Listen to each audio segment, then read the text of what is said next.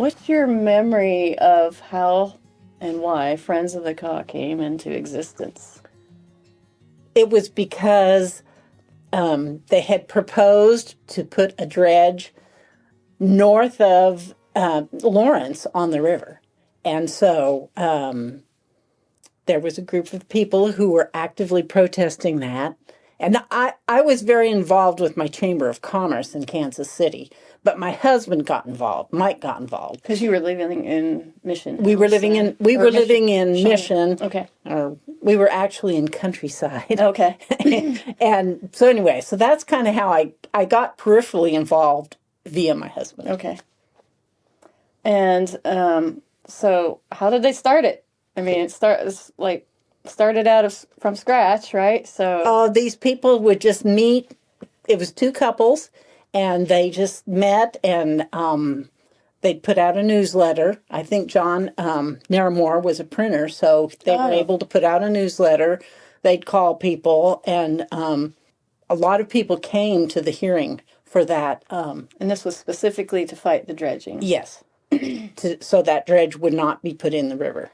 And apparently there's a landfill up there, and so anyway, they worked really hard on that, and they denied the permit. So that was the first victory. So that's kind of how it started. And then when I became the river keeper, there was 22 permits to dredge on the river. Wow. Now, there weren't that many dredges, but there were 22 permits.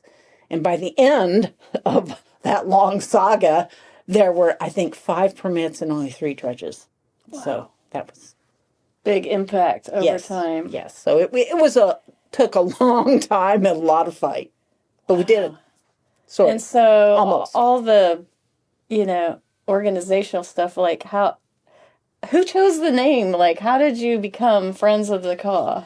Was that before you were involved? That was before me. Okay. I think that happened with Lance. Yeah, with Lance and Patty and Eileen and John. I think they named it. Okay, and then they filed for it to be a nonprofit, or what's the process there? That didn't happen.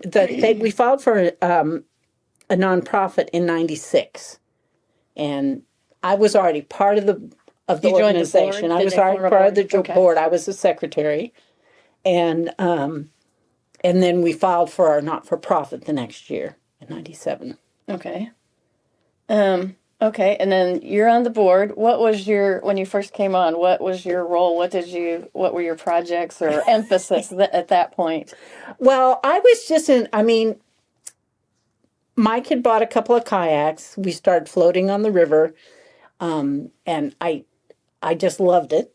I thought, this is the organization I want to get involved with now. So I used to go to there when we'd have these meetings, which would last 2 hours, and everybody would talk and say, we need to do this, we need to do that. And then we'd come back in another month and the same thing would happen. And so I thought, you know what? I'm going to start taking minutes. So I'll say, okay, this person said this, they were going to do this. So we'd have some... Secretary by default. Yes, by default. So I started taking minutes just because I felt like that's what this organization needed to do to kind of get going. Mm-hmm. And then when we filed our articles of incorporation, Lance was the president. I think Mike was the vice president. I was the secretary. I can't remember who the treasurer was, but so yeah. And then, how did you get people involved? Like, was it the recreation? Was it the fighting against the the dredging, or what? We got people involved for floating. They started floating from Perry Dam, from the dam in Perry down to Riverfront Park, and they did that. We did that for about 5 years. We would do a huge float one weekend in the fall. And, people would spend 2 weeks rounding up and repairing canoes. Oh, and those big Grumman canoes, right? Yeah. And then we'd have all these, I was on one of those. I found my original permission form in one of the files from 1996. So anyway, that was great. It was like 100 boats, right? Yeah, we had a bunch. It was It was chaos, controlled chaos Yes. down the river, right? and we did make a lot of money because we people would pay to rent the boats. The first thing I did was run shuttle. We would Was I that know. school bus or something? No. We would have everybody come up to that Perry I access. remember that. It was a friend's Leave place, their right? keys. No, it was a state park. It was Oh, okay. Okay. right. It was down below the dam, and then we would drive the cars back to Riverfront Park. There was about I couldn't 6 remember of how us. that worked. Yeah, we would drive the cars back to Riverfront Park, my God. so that when the people got there, their cars would be there. How convenient. Yeah, yeah. It was a big major operation. Wow. And then, so finally, we the last time we did it, we had we rented canoes from somewhere down in Missouri, and he came to Lawrence with a truck with 3 trailers of canoes following him. 3? 3. I don't know. Yeah. Was it like the Niagara or something? No, or? it was from Valentine, Missouri, which is on the Wow. no, it's from Noel, Missouri, so it was on that river, Yeah. whatever river it was. Anyway, and we hardly made, and because we You had had to rent we rented the boats and had them come up here, we didn't make any money that year. And then I think I was president, and I finally said, "We're not doing this anymore. Too big. It's out of hand. We're gonna But do." look how many, the impact you had though, right? Oh, yeah. With the community. Right. You got people on the river. But then we started doing floats, with 6 or 7 canoes, and we started doing our floats for school groups, for churches, for family reunions. Really, anybody for companies, we would take them out on the river. And so, so it's dredging, recreation, Well, / education. we decided that the best way to get people involved was to get them on the river. That if they got on the river, like I did, they would care about it. Yeah. And that's the key. Because most people were afraid of it. Yeah. Or, And the or it's dredging, dirty or whatever. the dredging was a thing because we felt like that was really damaging the river.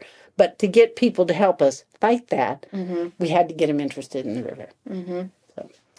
So over the time that you were involved, what would you say was the 1 or 2 most significant accomplishments?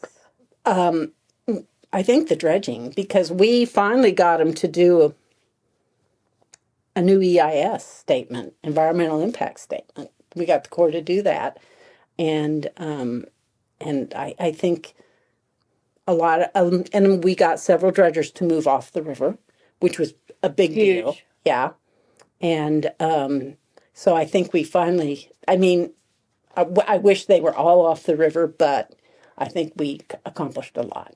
There's only 3 now, right? Yeah. We're looking at Dawn back here, who's going to be interviewing Laura shortly. Yeah, I think there's only 3 dredges on the river, if that. I don't think they're always all in the river. So maybe That's 1 amazing. or 2. Yeah.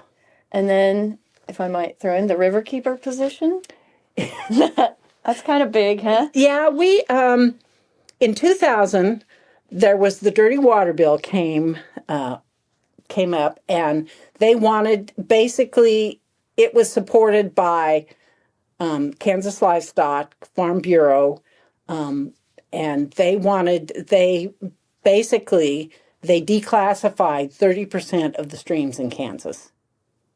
And we fought that tooth and nail. And at that time, we had applied to become a river keeper with the Water But Keepers you didn't have Alliance. any status, any pull. No, but I remember working. I was on their email. You could send an email out to get help from other people, and everybody just say, "Hey, yeah, that's too bad," and it was like, but so we fought that, and it passed, but it was interesting, and I think I was the president then, and Dave Murphy we were going to hire him as the river keeper, but yeah. And he was the river keeper a couple years, right? From 2000 to spring of 2003. Okay. And then was that arm twisting? Then, okay. So I decided that I would go to the Waterkeepers Alliance. Yeah. Well, we called them. We said, well, we've just let our riverkeeper go, and and they said, well, you have the money, just send somebody. So I went, and it was in Montreal during the SARS epidemic. I know. It was kind of over. Another pandemic. Yes. I called my daughter and she said, Mom, if you break your arm or anything, just get on the plane and come home. I went, okay. So I went and I made it a point, everything, dinner, bus, anything I got on, I went and sat with somebody different and I asked them about their organization. Oh. So I got a lot of information. And so of course, Captain, the Hackensack Riverkeeper, Captain Bill, he comes up to me and goes, okay, tell me what happened. Tell me what happened. And I didn't really go into much, but then he goes, well, Laura, you should be the next riverkeeper. And I was going, yeah, but I'm not a lawyer. I'm not a scientist. I'm an interior decorator. And he goes, I don't care.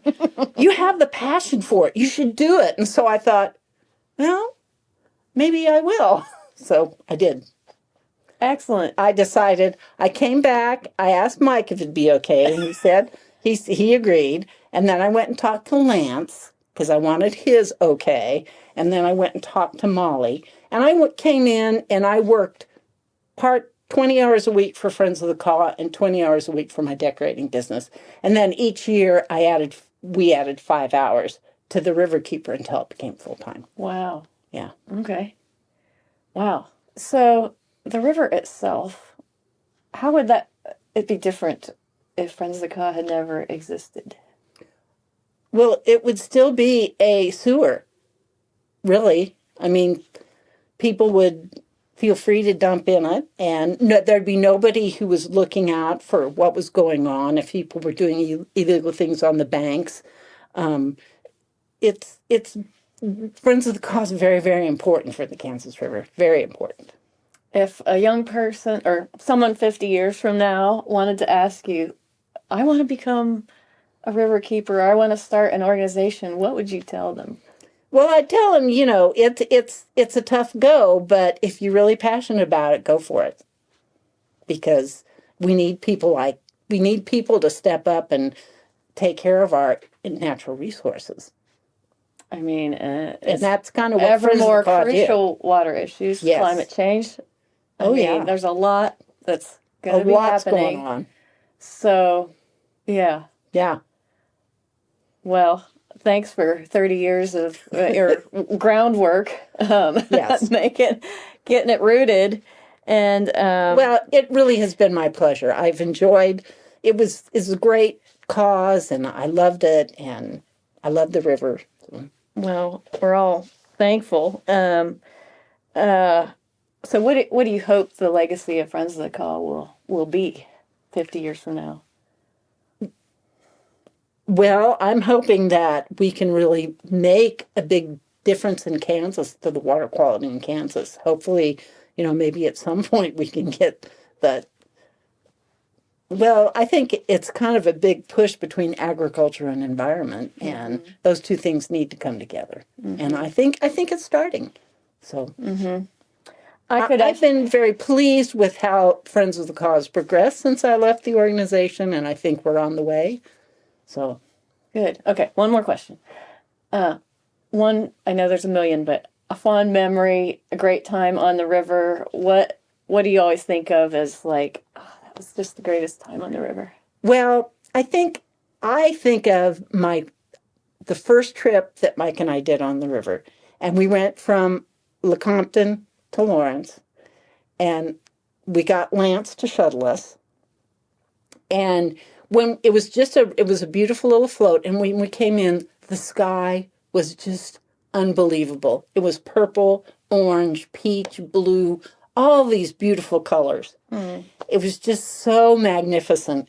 And Lance and Patty met us, and we went out to dinner with them, and they became very good friends of ours. So it was really a lovely day. That's so nice. Okay, are you ready? We're going to have Dawn step in here and ask some more questions. A current river keeper and former river keeper. Laura, wow. To get to sit here with you is such a treat. Oh, It is me too. an absolute treat. I think I've told you the story years ago before I came to Friends of the Caw, how, I had followed your work. I had been to a few cleanups. I'd read the River Keepers book. And my husband is the one that called me and said, Laura's retiring and they're going to hire for a new river keeper. You better apply. And I thought, oh, there's no way. And I would never have dreamed that 8 years later I would be sitting here with you and have this opportunity. Your work has been significant. Thank you. To the state of Kansas. And I'm very grateful. And it's going to make me cry. Me too. Me too. Well, I just have some things I want to talk to you about because you've done so much work and so much great work. And, right now we have a staff. There's 5 of us. And right now I'm currently the only full-time one, but we're hoping to where there's one day, 5 or 7 of us that are full-time working on this issue. But one of the things that we always talk about is some of the really brilliant things that you all did in the beginning. And one of them is the educational paddle trips. We're still doing them today. Mm-hmm. And it is the one way in which we get people to come into Friends of the Caw. It's the way that we get them to explore being a volunteer, to perhaps being a donor, to being a river protector, and to really joining us, right, to advocate and Absolutely. fight. Can you talk about those, I know you had the big, you call them flotillas. After that, when you started to really settle in with the student groups, can you talk about that? And what was your goal and what was it that you were wanting to accomplish and how hard was it? Well, I think our goal was to get people on the river so they saw what a resource we had and why it was important to protect it. So that's why we did the educational float trips. We did early on say no alcohol, which was very smart. But which we still do today. Yeah, good. People just don't make very good decisions when they're drinking, in my experience. So anyway, we said no alcohol. But that's basically why we did it. And we knew, I remember our board meeting saying, how are we going to protect this river? And we all knew it was recreation. We had to get people on the river. And at that time, there were very few access ramps on the river. So it was really we only had a few places we could go. And a lot of times we would sometimes we would go, Johnson County had put one in at Cedar Creek. So we could go Cedar Creek to Edwardsville.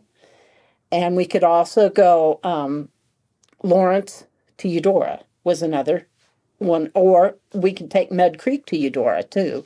So for a little quickie one. But, somebody would say, you need to do this. This would be a good thing for your group. And so they'd call me and we would schedule it. And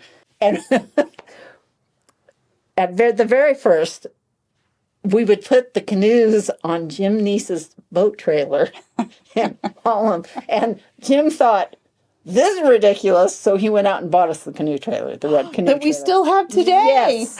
And he did that. And Jim let me store that full of canoes at his house. And we just got canoes donated. Yeah. And then he'd let me use his truck to pull the trailer. So it was, that was one of our best ways to fund. I mean, April through October, I always knew we'd probably have enough money in the bank because I could do the float trips. I think one of the things that one of our favorite sayings is that if you teach kids now and young people, they become better informed adults. Mm-hmm. And I think when I started this job, I really, I was really keyed in on the river keeper and responding to pollution and busting the polluters, right? I hadn't really keyed into all of those other little reasons why all of these things are so important. I see it now, right? 8 years later. But it's amazing to me that, something that you started, what year? I don't even know what year it was. We're still doing it today, and it's still the cornerstone of what we do. Yeah. It's very much central. Our Kids About Water. Uh-huh. Yeah. Yeah. I really loved Kids About Water. That was the funnest thing. And we started that because we could earn money. And it was a wonderful thing. And it's really grown. And I'm very proud of that. It's really grown. Yeah. We did, I think, we did 50 some schools in the Shawnee Mission School District last year. We're now in the Lawrence School District. We got a contract with the city of Lawrence. We've done some in Topeka. We're really still working on Manhattan. Yeah. But Denise has done a great job of carrying on the work that you started. And it's a huge part of what Friends of the Caw does. Yeah. It is. It's a big part of it. I totally agree. And it's getting the young people. It's the next generation. The water quality education in the 8th grade, we've had kids that come back and say, oh, yeah, we did your program when I was in school, and they're on the river with us as young adults. Yeah. It's amazing. It's a great program. I'm glad we started it. Yeah. Kids About Water, the educational paddle trips, the river trail. We haven't even talked about the river trail. Would you tell us the story of how the Kansas River became a national water trail? Well, we originally, I can still remember, we had this board meeting in Lecompton at the old territorial capital. And we just decided, recreation, that is the key to our success, is recreation. Well, we didn't have any access points. We're so few and far between. And so we wrote a grant to the Fly Fishers of America, I think, and got $2,000 or $3,000. And so Mike took that money and we did the access ramp at St. George. And so that just started the whole access St. George, the original river town. Yes. River city. And the mayor was very supportive. The council was very supportive. Mike would go, he was a master at getting people to donate their time, their equipment, materials, but he'd go and he got enough people to help that they put that access to him for about $2,000. And then we just started working on the next town, and I think the next one we did was either DeSoto or I think the next two were DeSoto and Edwardsville, got those access ramps in. So getting those access ramps were real critical. Yeah, absolutely. And then I think we applied to be one of the 100 recreational opportunities. They were doing that I think is 2012. And we were selected as one in Kansas. And so when that happened, we got the attention of the National Park System. And so they came in and helped KDH&E, and they put the river miles on, and got named, I think, the second national national water trail. Yeah. In the nation. That was a very proud moment. I was thrilled. And then they announced it in Manhattan, and the Secretary of the Interior was here, and it was. I know you had Governor Brown back a few times. Yes. We did the governor's float. Yeah. We did talk about that? Yeah, we went from Wamego to Bellevue, and that was the governor's float. That's when we did the ribbon cutting for the Bellevue ramp, and we had, I bet, 100 boats, and it was a windy day, and so it was okay for most of the time, but then you made this curve around right where West Star's discharge comes in, and the wind just hit everybody. It was just pandemonium getting them into the ramp, because they had to go about another mile to get down to the ramp. And Kansas Parks and Wildlife had taken their airboats, and they had set up a hot dog roast on the caw. And so we would just pull in and it was all ready to go. And then we got back on the water and went to, but yeah, Governor Brownback was there. So my very first, I remember it was March 1, 2015. And you stayed on with me for a little bit to help me get my feet grounded. And then you stayed on as our part-time working as an education director for a while. So I was blessed to have you around for a while. And I know I still do now. Oh, you do. So it's nice. But I remember those first few months. We went and did one of the very last governor's paddle with Governor Brownback. Mm-hmm. And I remember that Roger Wolf was in the front of the canoe with Brownback in the back. You were on one side in your kayak. I was on the other, and we had his ear the whole way down the river. And I thought, this poor guy has no idea what he's gotten himself into. The two of us. On the first one, his wife came. Oh, really? He and his wife were in a canoe. Yeah. Oh, that's neat. And I remember one time we were at the at Cove State Park. We were at the ramp, and Brownback was down there with his kids, and we were kind of like, "Is that Brownback?" We talked to him a little bit, but we didn't. But he was there. Oh, wow! So he was, although he was a very good river supporter. Yes, he was a good river supporter. Yeah. I was going to ask you about. Really, I want to talk about like patrolling the river for pollution, and that was. A few years ago. I'd like to hear from your perspective, what did you find? Was there still a lot of dumping that was occurring by private landowners? Did you see a lot of like discharge problems or non-point source pollution? Kind of what do you remember seeing a lot of? I think probably, there were some oil spills, and anytime I would get calls, and they'd say, "Hey, this is going on," and so the hotline. Yes, to our We still got the hotline. Our 877 number. I'd get a call, and somebody called and said, "Caw Valley Dredging is dumping water from their pit mine into the river, and you need to go check it out." So I got in the plane and went and did that, and their dredge had sunk in their pit mine. And to get the dredge out of the pit mine, they had to bring the water over the dike into the river, which was not good. Yeah. So anyway, we did that. And the nice thing was my friend R.J. Stevenson.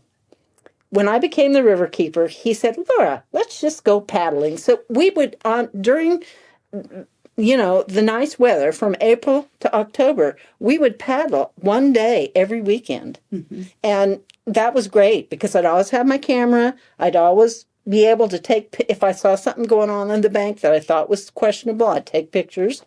So that was great. That was how I did patrol the river, was just floating it. That's what we say, is that the only way, you just have to be out there. Yeah. And I have said, I think in our 30-year documentary that, I pity the person that thinks they can dump on the Kansas River and get away with it, because we have such a grassroots advocacy on the river. There's no way anyone could dump and we wouldn't find it. Well, I did one of my first float trips, camping trips. We documented Holiday had a pipe coming into the river that was just black water pouring into the river. Wow. I have pictures and video of that, and I turned them in, and they called me and said, "Well, they must be dredging through some muddy area. It's not that big a deal." And I said, "I'm sorry, but it is a big deal, and I'm upset about it." But I was just like, "He's trying to get me off of this?" And then, then one time we were paddling, and that somebody had dumped a bunch of bales of hay in the river. I remember that. Yeah, so I turned them I in, remember too. that. And I Yes. made an enemy there. I think he would shoot me if he could. So, but yeah. Wow. But you can't do that. No. You're not supposed to do that. No. He was just trying to get rid of his rotten hay, so he dumped it in the river. I know. That's illegal. Yeah. Yep. We still find modern day dumping, which is amazing to me. We still turn them in. Oh, and the best one was when they were discharging from the plant north of the 9th Street boat ramp, and the milky discharge was coming into the river. And I documented that. We documented it a couple times. Finally, that time I called the Lawrence Journal-World. Yeah. And they came out, but those people knew it, and they turned off they didn't dump it. They turned the spigot off. But I had the picture of the milky discharge, so. Wow. There's probably so many stories like that over how many years as the river keeper? I started in 2000, and I was river keeper, or no, 2003 to 15. So I was about 12 years.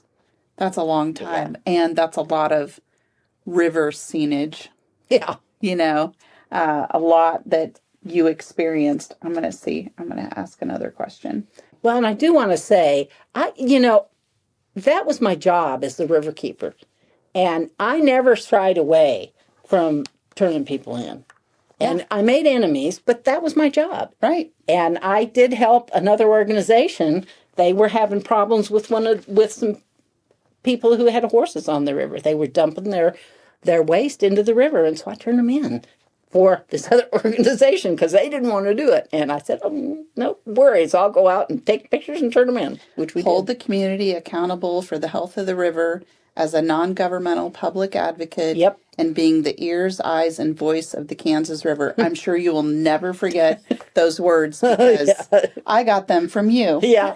Oh, yeah. So we just have a few minutes left today, but I want to hear what you have to say about, if we go back decades ago, like even from when I was a kid, I remember hearing this, the dangerous and deadly caw and the dirty caw. We're still fighting that today. Yeah. And it's one of the things that probably makes me the most upset to hear over and over because any river is dangerous if it's at a flood stage or at a high water level. Yeah. Doesn't matter what river it is. And if we're talking about a dirty river, are we talking about sediment or are we talking about a pollutant, which are very different? And so how did you handle that, trying to get all these people out on the river? Well, I'd always have people say, oh, my mother said there's quicksand and whirlpools on there. And I said, hey, that was Mother's way of saying don't go near the river. I said, there's no quicksand on the river. And yeah, there's a few whirlpools, but it's not dangerous. And yeah, you might sink in the mud in your knee, but it was your mom trying to tell you not to go to the river. It's so true, though. Oh, that's classic.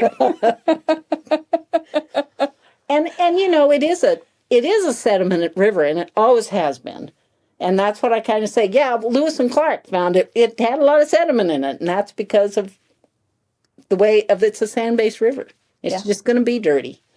Right. But it's dirty with dirt, but we try to keep the other stuff out. Right. Absolutely. It's been a real pleasure to visit with you today. We could talk for hours, and I'm hoping that there's going to be an opportunity for you to come back again, and that we're able to have another oral history day. But I could talk to you for hours on end. I love everything that you've done, and you paved the way. You've made it so much easier for the rest of us, and I'm grateful. Thank you very much. And I'm thrilled with the way Friends of the Caw has progressed since I left, and I will always be an ardent supporter. Well, we build on the base that you set, so thank you. You're very welcome. You're very welcome.